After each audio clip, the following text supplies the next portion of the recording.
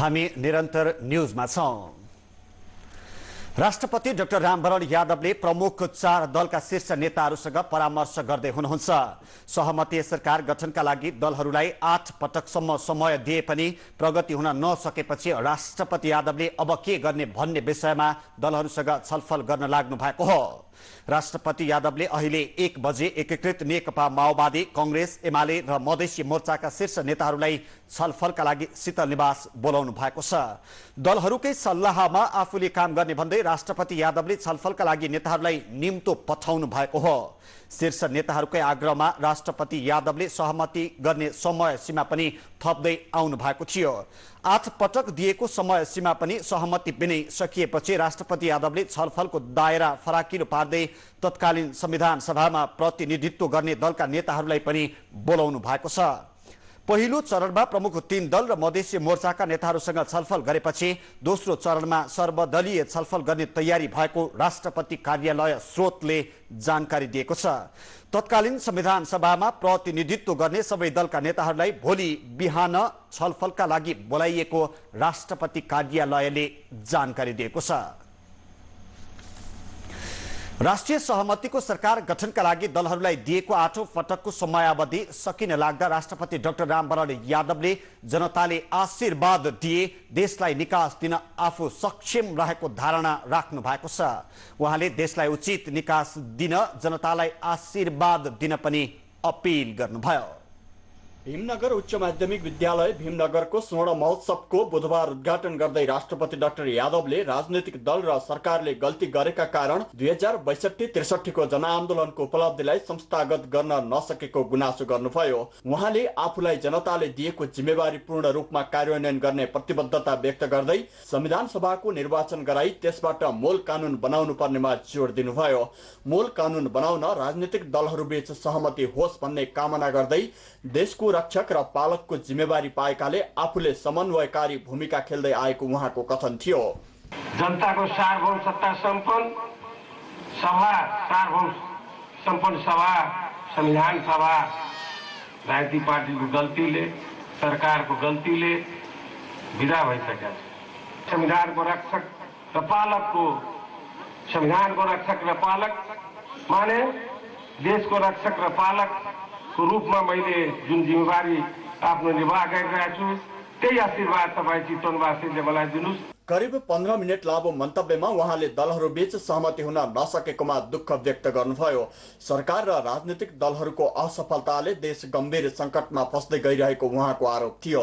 राष्ट्रपतिले दलहरूलाई सहमतिको सरकार गठनका लागि दिनुभएको 8औं पटकको समयावधि पनि बुधबार 4 बजेदेखि टुङ्गिएको छ। राष्ट्रपति यादवले विद्यालयको 45 लाखको लागतमा नवनिर्मित विद्यालय भवन तथा स्वर्णद्वारको उद्घाटन गर्नुका साथै स्वर्ण महोत्सव स्मारिकाको विमोचन र स्वर्ण स्तम्भको अनावरण समेत गर्नुभएको छ। राष्ट्रपति यादवले चितवनको गौरव र गरिमामय प्रस्तुतिको रूपमा बुधबारदेखि आयोजना गरिएको चितवन महोत्सवको पनि उद्घाटन गर्नुभएको छ। भर्खरै प्राप्त न्यूज अनुसार एकीकृत नेकपा माओवादी, नेपाली कांग्रेस र नेकपा एमाले सहित मधेसी मोर्चाका शीर्ष नेताहरू राष्ट्रपति डाक्टर रामवरण यादवसँग परामर्श गर्न शीतल निवास प्रवेश गर्नुभएको छ। अब बाँकी न्यूज।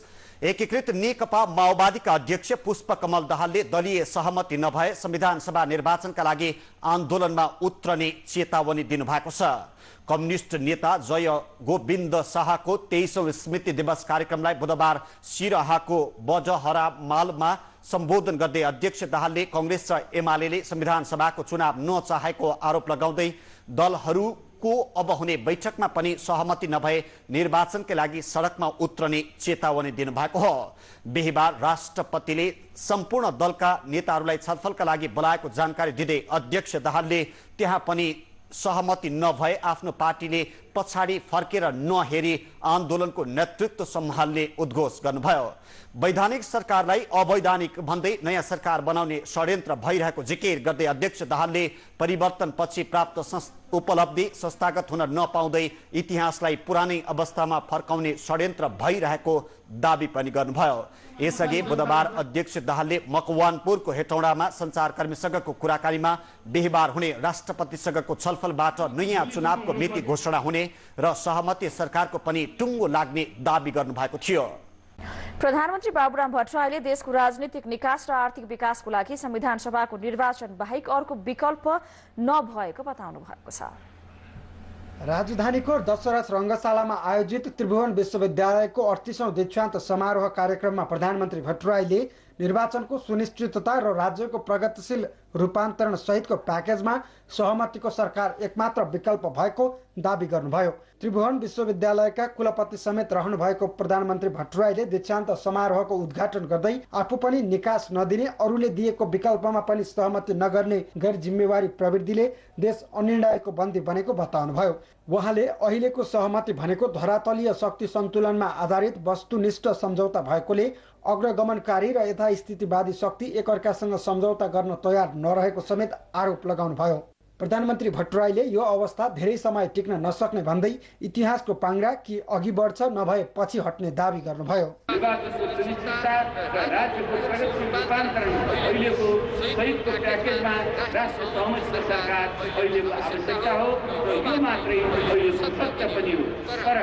आफू कुनै पनि विकल्प दिन नसक्ने र अरूले अघि सारेको विकल्पको विरोध मात्र गरिरहने गैर जिम्मेवार प्रवृत्तिले अहिलेको गम्भीर सङ्क्रमणकालको सही निकास दिन सक्दैन। सहमति भनेको धरातलीय यथार्थ र शक्ति सन्तुलनमा आधारित वस्तुनिष्ठ सम्झौता वा समझदारी हो। अहिलेको राजनीतिक गतिरोधको अन्तर्यमा अग्रगमनकारी र यथार्थवादी शक्ति दुवैले एकअर्कालाई परास्त गर्न नसकेको र एकअर्कासँग सम्झौता गर्न पनि तयार नरहेको विडम्बनापूर्ण स्थिति रहेको छ। यो अवस्था धेरै दिन यसरी नै टिक्न सक्दैन। इतिहासको पाङ्ग्रो कि अघि बढ्छ कि पछि हट्छ। दीक्षान्त समारोहमा प्रमुख अतिथि वर्गेन युनिभर्सिटी अफ वर्गेनका director professor Sigmund Gronmo, Tribhuvan विश्वविद्यालयको उपकुलपति हिरालाल महर्जन, शिक्षा मन्त्री दीननाथ शर्मा लगायतको उपस्थिति रहेको थियो। यस वर्षको 38औं दीक्षान्तमा जम्मा 5394 जना विद्यार्थी दीक्षित भएका छन्। स्नातक तहबाट 3931 र स्नातकोत्तर तहबाट 1440 र विद्या वारिधीबाट 23 जना दीक्षान्तमा सहभागी थिए। नेपाली कांग्रेसका सभापति सुशील कोइराला र वर्तमान प्रधानमन्त्री डाक्टर बाबुराम भट्टराई दुवैको नेतृत्वमा राष्ट्रिय सहमतिको सरकार नबन्ने लगभग निश्चित भएपछि एकीकृत नेकपा माओवादीका उपाध्यक्ष नारायण श्रेष्ठले राजनीतिक दौडधुप सुरु गर्नु भएको छ। सहमति सरकार गठनको लागि राष्ट्रपतिले दिएको 8औं पटकको समयसीमा सकिने लाग्दा श्रेष्ठले राजनीतिक परामर्श सुरु गर्नु भएको हो। श्रेष्ठले बुधबार बिहान नेपाली कांग्रेसका वरिष्ठ नेता शेरबहादुर देउवा र उपसभापति रामचन्द्र पौडेललाई उहाँहरूकै निवासमा भेटी समस्या समाधानमा पहलमा गम्भीर हुन आग्रह गर्नुभएको थियो। उपसभापति पौडेललाई भेटी श्रेष्ठ वरिष्ठ नेता देउवालाई भेट्न बुढानील खण्ड पुगिनु भएको थियो। भेटमा वरिष्ठ नेता देउवाले सुशील कोइरालालाई प्रधानमन्त्री बनाउन सहमत भए निकास निस्कने भन्दै त्यसै गर्न आग्रह गर्नुभएको थियो। प्रत्युत्तरमा मन्त्री श्रेष्ठले आफ्नो अडान छोडेर सहमतिमा जान आग्रह गरेको बताउँदै नेताहरूबाट सकारात्मक संकेत पाएको र आफू सहमतिको गृह कार्यको लागि रहेको जानकारी गराउनु भयो। मेरै पार्टी संविधान सभा नै भनेपछि उहाँ हुन्छ भन्नुहुन्छ। अब यस्तो अरूको विकल्प के होला? छलफलमा सबैको चिन्ता अभिव्यक्ति भएको छ। यसरी चाहिँ त भएन, कुनै न कुनै विकल्पमा जाउँ। आफ्नो अडानमा बसिरहेर मात्रै त हुँदैन। उहाँले आफूले भन्नुभएको कुरा पनि राख्नुभयो। तर अब जसरी पनि निकास त निकाल्न पर्यो नि हैन भन्ने कुरा भएको छ। यसअघि मन्त्री श्रेष्ठ बोहराटार स्थित नेपाली कांग्रेसका उपसभापति रामचन्द्र पौडेललाई भेटी मुलुकको संवैधानिक र राजनीतिक निकासका विषयमा छलफल गर्नुभएको थियो, जहाँ मन्त्री श्रेष्ठले प्रमुख नेताहरू सकारात्मक भए निकास निस्कन सक्ने औल्याउनु भएको थियो। पौडेलले भने प्रयोगवादी राजनीति छोडेर इमानदार बन्न एकीकृत माओवादीको नेतृत्वलाई सुझाव दिनुभएको थियो। जेठमा चुनाव गराउने प्रयास भइरहेका बेला चुनाव गराउने निकाय निर्वाचन आयोग आजदेखि पदाधिकारी विहीन भएको छ। कार्यवाहक प्रमुख निर्वाचन आयुक्त दोलख बहादुर गुरुङ र आयुक्त अयोधी प्रसाद यादवको 6 वर्षीय पदावधि आजबाट पूरा भएको हो। आयोगका 5 सदस्य मध्ये 3 जनाको यसअघि नै पदावधि सकिएको थियो। पदाधिकारी र कानून अभावमा वैशाखमा निर्वाचन हुन नसक्ने निर्वाचन आयोगका पदाधिकारीले स्पष्ट पारिसकेका छन्। सरकार र राजनीतिक दलहरू वैशाखमा निर्वाचन गर्ने विषयमा सहमतिमा पुगे पनि आयोग पदाधिकारी विहीन भएपछि नयाँ निर्वाचन झनै अन्योलमा परेको छ। हामी निरन्तर न्युजमा छौं। हामी निरन्तर न्युजमा छौं। नेकपा महाधिवेशनको बन्द सत्र आजदेखि सुरु भएको छ। प्रज्ञा भवन कमलादीमा सुरु बन्द सत्रमा अध्यक्ष मोहन वैद्यले प्रस्तुत गर्ने राजनीतिक प्रतिवेदन उप छलफल हुनेछ। बन्द सत्रका क्रममा आजै महासचिव रामबहादुर थापाले सांगठनिक प्रतिवेदन पेश गर्नुहुनेछ।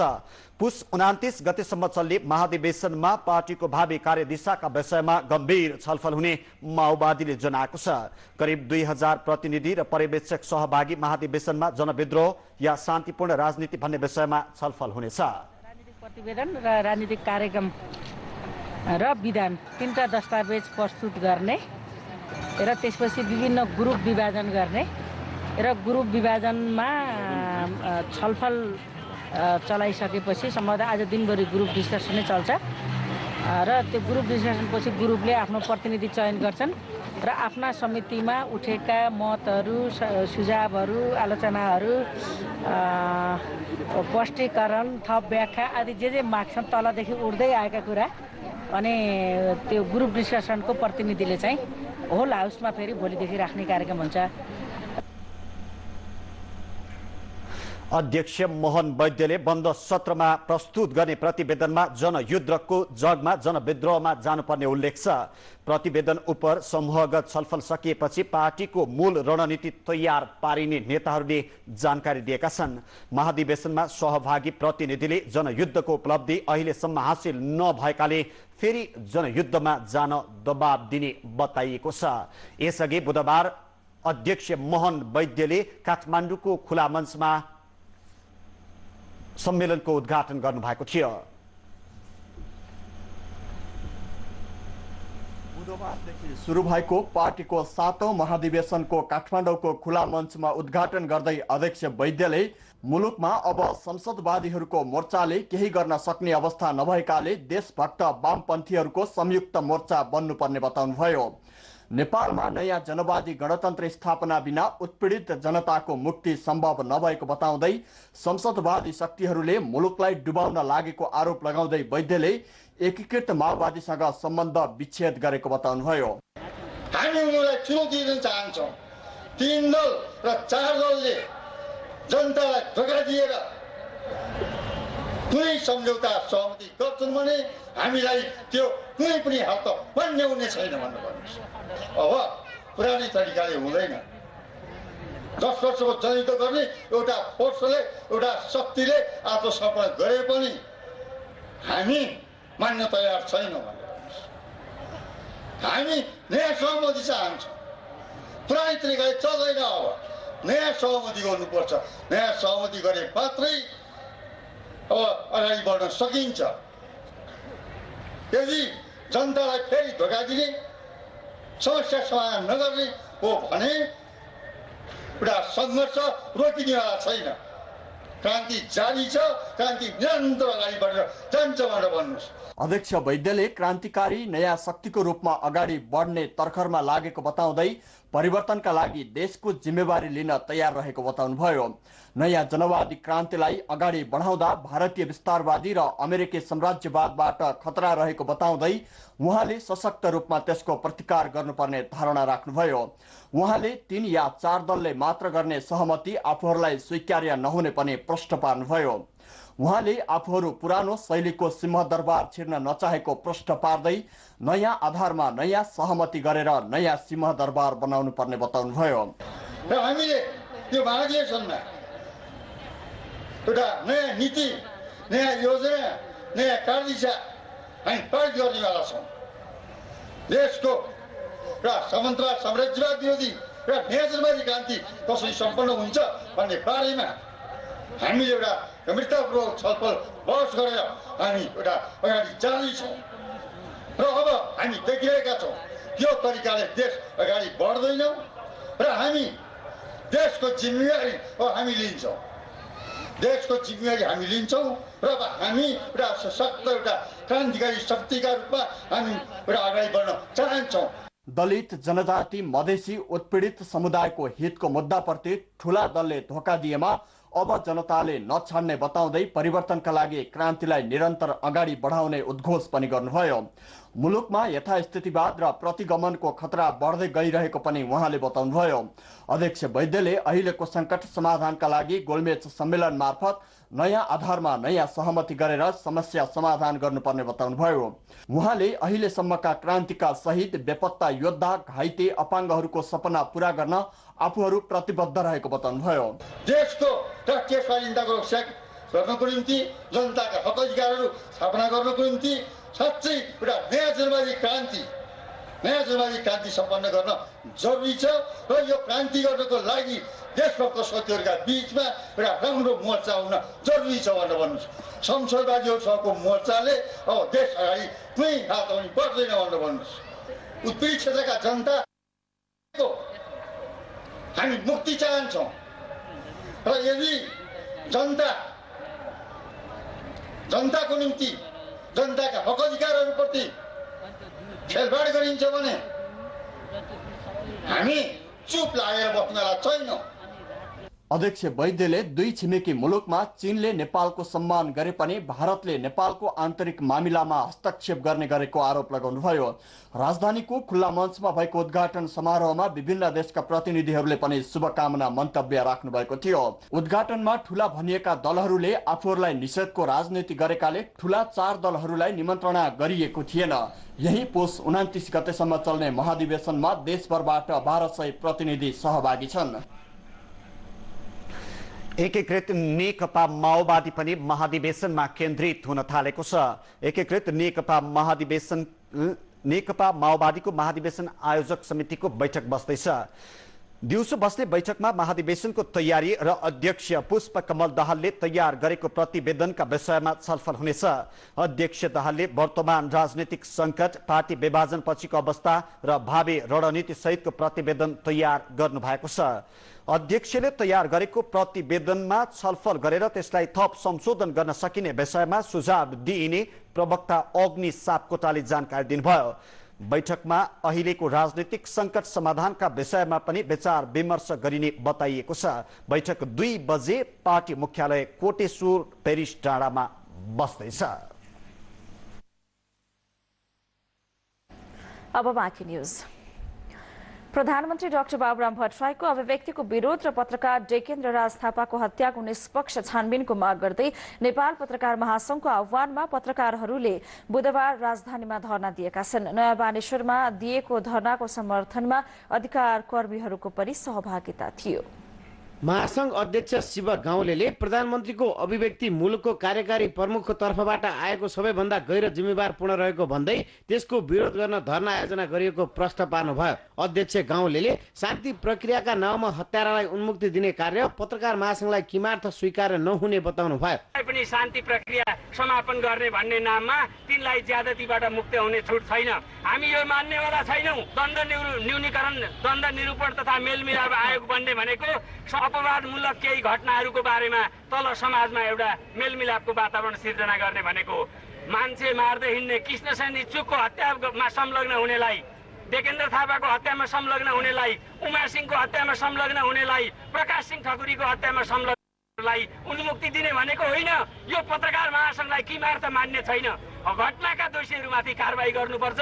ती चाहे हिजो राज्य पक्षमा रहेका हुन्, चाहे हिजो विद्रोही पक्षमा रहेका हुन्, तिनीहरूलाई कारवाही गर्नुपर्छ र तिनीहरूलाई कारवाहीपछि पीडितलाई न्याय दिएर सिङ्गो सञ्चार क्षेत्रलाई न्यायको अनुभूति दिलाउनु पर्छ भन्ने अभियानका साथ हामी यसमा सहभागी भएका हौँ। दैलेखमा पत्रकारका हत्या अभियोगमा पक्राउ गरिएको सम्बन्धमा प्रधानमन्त्रीको तर्फबाट आएको अभिव्यक्तिको विषयलाई लिएर माफी माग्न, अनुसन्धान प्रक्रिया सुचारू गराउन र हालसम्म मारिएका 33 पत्रकार र बेपत्ता 3 का सम्बन्धमा छानबिन गर्न उच्च स्तरीय न्यायिक आयोग गठन गर्न पनि अध्यक्ष गाउँलेले माग गर्नुभयो। इतिहासदेखि हेऱ्यौँ भने 33 जना पत्रकारहरूको हत्या गरिएको छ, 3 जना पत्रकारहरू बेपत्ता बनाइएका छन्। हामीले पत्रकार महासंघले आज बसेको केन्द्रीय समितिको बैठक पछिको छलफलमा हामीले भनेका छौँ कृष्ण सेन इच्छुकदेखि यादव पौडेलसम्मका हत्याकाण्डमा संलग्न भएका सबै दोषीहरू माथि छानबिन गरिनुपर्छ, सबै दोषीहरू पक्राउ गरिनुपर्छ। बेपत्ता भएका पत्रकार मिलन नेपालीदेखि प्रकाश सिंह ठकुरीसम्मका बेपत्ता प्रकरणमा संलग्न भएका दोषीहरू पक्राउ गर्नुपर्छ भनेर हामी यो सडकमा आएका हौँ। पत्रकार असुरक्षित हुने, एउटा मानवाधिकार कर्मी असुरक्षित हुने र एउटा कलमजीवी जो सूचना प्रवाह गरेर विचार निर्माणका निम्ति समाजलाई सघाइरहेको छ, त्यो व्यक्ति असुरक्षित हुने समाजमा लोकतान्त्रिक गणतन्त्र, संघीय लोकतान्त्रिक गणतन्त्र सुरक्षित हुन सक्छ? सुरक्षित हुन सक्दैन। त्यसो हुनाले पनि हामी आज सडकमा आउनु परेको हो। महासंघका महासचिव ओम शर्माले डेकेन्द्र थापा मात्र नभई सबै मारिएका र बेपत्ता बनाइएका पत्रकारहरूको हत्यारालाई कठघरामा उभ्याउनका लागि पत्रकार महासंघले आवाज उठाएको बताउनु भयो। धरनामा फोटो पत्रकारहरूले क्यामेरा राखेर विरोधमा सहभागी भएका थिए। यसैबीच अभियुक्तलाई 7 दिनको म्याद थप गरिएको छ। बिहान कडा सुरक्षाका बीच अदालत पुर्याइएको अभियुक्तलाई अदालतले 7 दिनको म्याद थप गरी अनुसन्धान गराउन आदेश दिएको हो। हत्यारालाई कारबाहीमा ढिलाइ गरेको र निष्पक्ष अनुसन्धानको माग गर्दै दैलेख बन्दको घोषणा गरेका छन्। बन्दपछि पनि प्रदर्शन जारी छ। थप जानकारीका लागि नेपाल पत्रकार महासंघ दैलेख शाखाका सचिव विष्णु शाही फोन सम्पर्कमा हुनुहुन्छ। सचिवज्यू, यहाँलाई स्वागत छ। सुन्दै हुनुहुन्छ? हजुर हजुर सुनिरहेको छु सबिनाजी। अहिलेको अवस्था कस्तो छ? पछिल्लो अवस्था पछिल्लो समयमा दैलेखको अवस्था एकदम तनावग्रस्त छ भन्न पनि मिल्छ, किनभने नागरिक समाज, यहाँका राजनैतिक दलहरूले बन्द आह्वान गरेका छन् र केही बेरमै गणेश मन्दिरबाट, गणेश चोकबाट देवकोटा चोकको सम्मको लागि ठुलो हजारौंको प्रदर्शनको एउटा जुलुस आइरहेको छ। यहाँ जिल्ला स्थित नेकपा माओवादी र नेकपा देश माओवादी बाहेक अन्य सम्पूर्ण राजनीतिक दलहरूको समर्थन रहेको छ। अनि यो पत्रकार डेकेन्द्र राज थापाको हत्या अभियोग लागेका जुन व्यक्ति थिए, छविराम लगायत 5 जना समातिएका छन्, उनीहरूलाई माथिबाट चाहिँ छुटाउनुपर्छ भन्ने जस्तो किसिमको दबाब आउँदाखेरि यहाँका मानिसहरू स्वतःस्फूर्त रूपमा त्यसको विरुद्धमा उर्तिएका हुन्। अहिले दैलेख एक किसिमले तनाव छ भन्न मिल्दा हुन्छ। अब प्रधानमन्त्रीको आदेशको बावजुद प्रहरीले कानुनी प्रक्रियालाई चाहिँ अघि बढाएको कुन रूपमा अघि बढाइरहेको छ? यसमा प्रहरी प्रशासन के भन्छ? यसमा प्रहरी प्रशासन लागिरहेको छ, किन भन्दा दैलेखी जनता, दैलेखी माटोले साथ दिइरहेको छ। हामी प्रधानमन्त्रीको आदेशलाई मान्दैनौँ, जसरी पनि यो केसलाई हामी चाहिँ समाधान नै गरेर छाड्छौँ भनेर यहाँ लागिरहेको छ। अनि आजै मात्रै अभियुक्त आरोप लागेका 5 जनालाई 7 दिनको लागि जिल्ला अदालतले म्याद थप गरेको छ सबिनाजी। अब भर्खरै प्राप्त जानकारी अनुसार गाडी तोडफोड भएको भनिएको पनि बुझिएको छ। यो प्रदर्शन अनियन्त्रित बन्दै गइरहेको हो? जिल्ला शिक्षा कार्यालयको गाडी हो भन्ने सुन्नमा आएको छ। यद्यपि अहिले चाहिँ जिल्ला प्रहरी कार्यालयभित्र राखिएको छ। गाडीका 2टा ढोकाका सिसा र अगाडिको सिसा पनि तोडफोड भयो केही व्यक्तिहरूले भन्ने छ। यसमा पनि अब घुसपेट, यो आन्दोलनलाई उत्तेजित पार्दिन घुसपेट भयो कि भन्ने आशंका पनि केहीले गरेका छन्। अब आरोपीलाई सजाय दिनुपर्छ भन्ने मागका साथमा जसरी अहिले सबै पत्रकार लगायत नागरिक समाज, हजुर यो पुलिसले अलि सुनिएन सबिनाजी। हजुर सुन्दै हुनुहुन्छ हामीलाई? हजुर सुन्दै हुनुहुन्छ अहिले? सुनिरहेको छु। अब यो अवस्थामा जुन रूपमा त्यहाँ ठुलो भिड एकत्रित भइरहेको छ र प्रदर्शनमा उत्रिँदै गर्दाखेरि केही गाडी तोडफोडका न्युजहरू पनि आइरहेको सन्दर्भमा चाहिँ सुरक्षा व्यवस्थाको विषयमा अलिकति जानकारी गराइदिनुहोस्। सुरक्षा पनि यहाँ कडा सुरक्षा गरियो छ। एघात घटना त अब उत्तेजित भिडलेबाट हुन्छ नै, कतिपय त यसमा एउटा किसिमको षड्यन्त्र पनि मूलक तरिकाले पनि अब कोही त्यस्तो घुसेर पनि घटना हुन सक्छ भन्ने मानिसहरू भन्छन्। तर खासै त्यस्तो तोडफोड त्यस्तो उचित छैन। एकाध घटना चाहिँ घटेका छन्। हस्, अहिलेको लागि धन्यवाद। यहाँ हुनुहुन्थ्यो नेपाल पत्रकार महासंघ दैलेख शाखाका सचिव विष्णु शाही।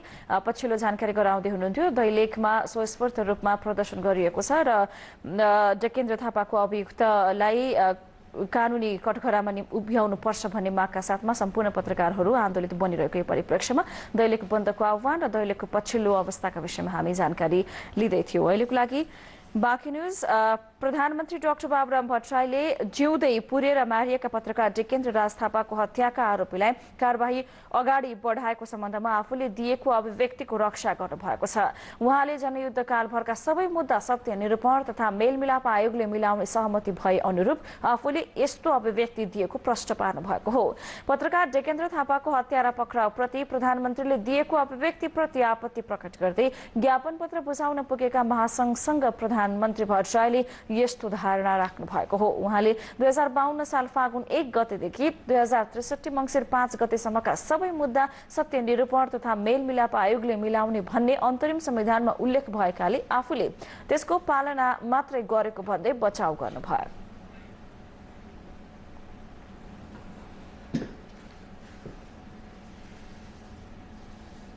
पत्रकार लगायत द्वन्द्वकालमा मृत्युवरण गरेकाहरूको विषयमा छानबिन गर्ने सत्य निरूपण गर्ने काम रोकिन पुगेको छ।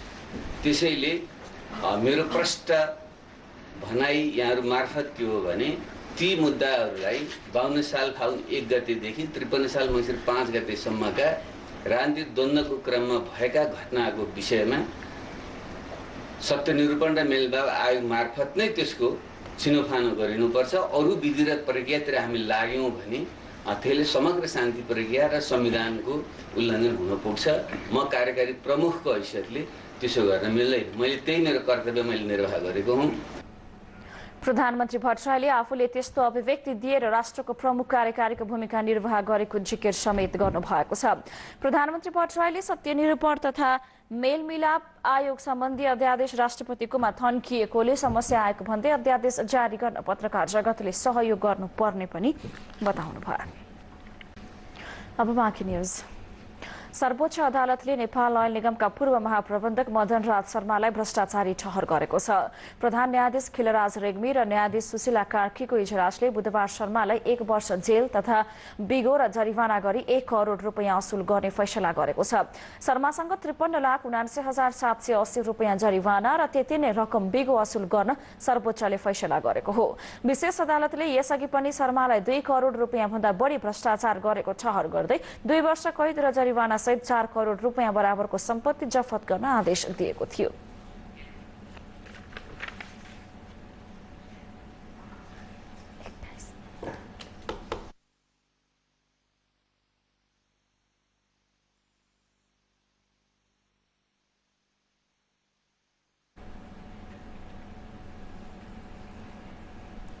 कम्प्युटर एसोसिएसन अफ नेपाल क्यानले माघ 24 गतेदेखि मिडास क्यान इन्फोटेक 2013 गर्ने भएको छ।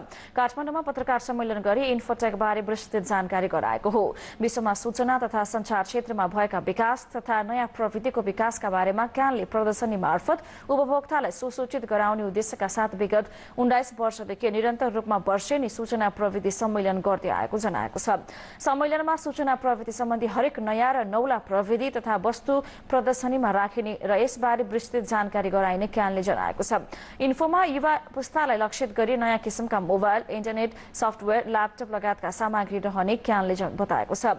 इन्फोमा मिडास टेक्नोलोजीले घोकेर होइन बुझेर पढौं भन्ने नाराका साथ एक क्लास सुरुवात गर्न गइरहेको बताइएको छ। नेपाल टेलिकमले वाइम्याक्स प्रविधिको बारेमा उपभोक्तालाई सूचित गराउने कार्यक्रम रहेको छ। सम्मेलनको यस वर्ष 4,50,000 भन्दा बढीले अवलोकन गर्ने अपेक्षा क्यानको छ। काठमाडौँको भ्रिकुटी मण्डपमा सञ्चालन हुने मेला 6 दिनसम्म चल्नेछ। अब बिजनेस न्यूज। बिजनेस न्यूज का साथमा CG gas geyser, Shri Riddhi Siddhi jewellers, Vishal Bazaar, Fresho.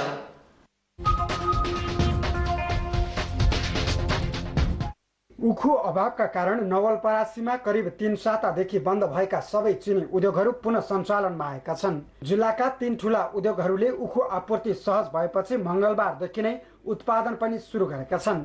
उखु किसानहरूको आन्दोलन स्थगित भई उखु उद्योगमा उखु आपूर्ति सहज भएपछि जिल्लाका सबै चिनी उद्योगहरू सञ्चालनमा आएका हुन्।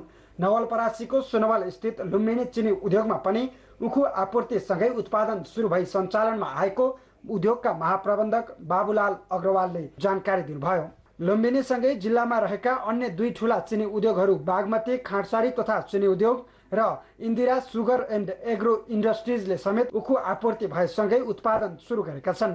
गत सातादेखि उखु किसानको आन्दोलनका कारण नवलपरासीका सबै चिनी उद्योगहरूमा उत्पादन बन्द भएको थियो, जसका कारण जिल्लाका 3वटै चिनी उद्योगमा गरी प्रतिदिन करिब 15 लाख रुपियाँ बराबरको नोक्सानी हुँदै आएको थियो।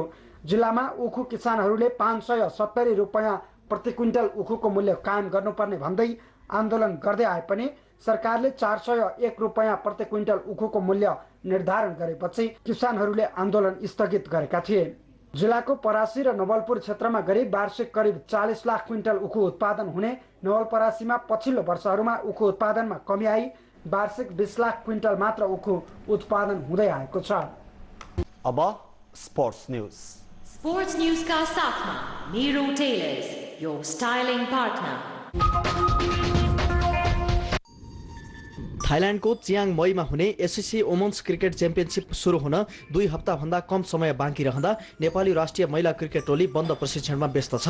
अन्तर्राष्ट्रिय प्रतियोगिताहरूको लागि हतारमा तयारी गर्ने भन्ने आलोचना बढेपछि नेपाल क्रिकेट सङ्घ क्यानले यस प्रतियोगिताको लागि भने महिला टोलीलाई विशेष अभ्यास गराएको छ। विगत 1 महिनादेखि कीर्तिपुर स्थित त्रिभुवन विश्वविद्यालयको क्रिकेट मैदानमा नेपाली टोली प्रशिक्षणमा व्यस्त छ। अन्तर्राष्ट्रिय प्रतियोगिताका लागि पर्याप्त अभ्यास नपाएको भन्दै गुनासो गर्ने महिला क्रिकेट खेलाडीहरूले आगामी माघ 10 देखि 17 सम्म थाइल्यान्डमा हुने एससीसी महिला क्रिकेट प्रतियोगिताको लागि भने पर्याप्त तयारीको अवसर पाएका छन्। नेपाली टोलीले 2 महिना अघि चीनमा भएको 2020 एसिया कप क्रिकेट प्रतियोगितापछि पहिलो अन्तर्राष्ट्रिय प्रतियोगिता खेल्न लागेको हो। चीनमा सम्पन्न प्रतियोगितामा खराब खेलेको नेपाली टोलीले तयारीको अभावलाई नै प्रमुख कारण मानेको थियो। तर अहिले भने पर्याप्त समय र अनुभवी प्रशिक्षकहरूले प्रशिक्षण लिइरहेकाले चीनको समस्या थाइल्यान्डमा नदोहोरिनेमा ढुक्क रहेकी टोलीकी कप्तान रोमिना छेत्री कमजोरीको रूपमा रहेको ब्याटिङ सुधारिएकोमा झनै दङ्ग छिन्। ट्रेनिङ भन्नाले राम्रो भइरहेछ हैन, जस हामीले 1 महिना जति क्यानसँग आएको थियो ट्रेनिङ गर्ने, अनि मोस्ट एक्सपिरियन्स कोचहरूले पनि हामीलाई ट्रेन गराइरहेछ हैन। जस्तै 1 हप्ता बुबु सरले गराउनु भयो, अनि जगत सर सिनियर मोस्ट कोचले हामीलाई ट्रेन गराइरहनुहुन्छ। एज अ होल भन्नुपर्दा राम्रै भइरहेछ एकदमै। भन्नाले अब जस्तै हामीले फर्स्टदेखिकै भनौँ न ब्याटिङमा अनि फिजिकल फिटनेस हामी अलिकति बढी जोड दिइरहेछ कि त्यसमा चाहिँ।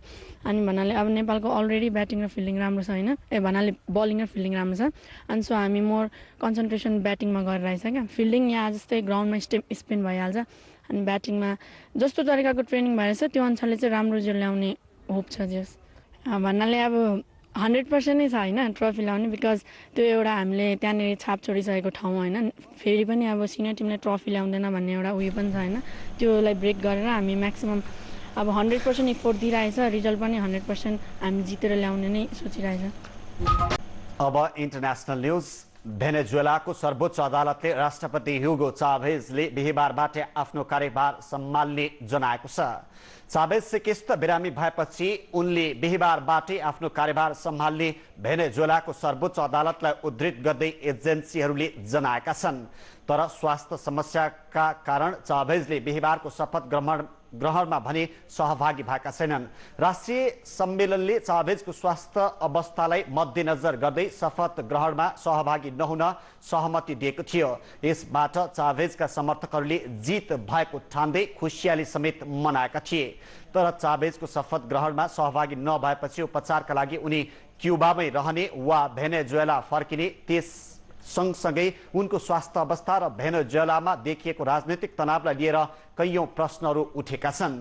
विपक्षीहरूले भने शपथ ग्रहणमा भएको ढिला सुस्तीले भेनेजुएलालाई प्रमुख विहीन बनाएको आरोप लगाएका छन्। 58 वर्षीय चाभेज गत महिना क्युबामा क्यान्सरको उपचार गराएका थिए, तर त्यसपछि उनमा श्वास प्रश्वासको समस्या सुरु भएको थियो।